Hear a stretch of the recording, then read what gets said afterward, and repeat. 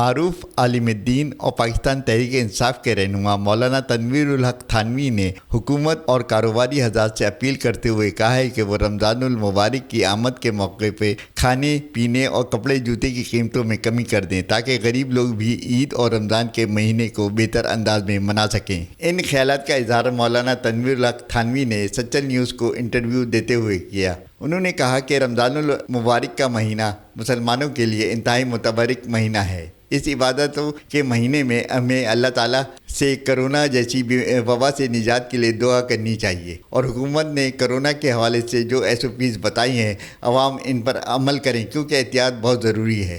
انہوں نے کہا کہ رمضان المبارک کے مہینے میں روزے دار کا اللہ تعالیٰ سے قرب حاصل ہوتا ہے۔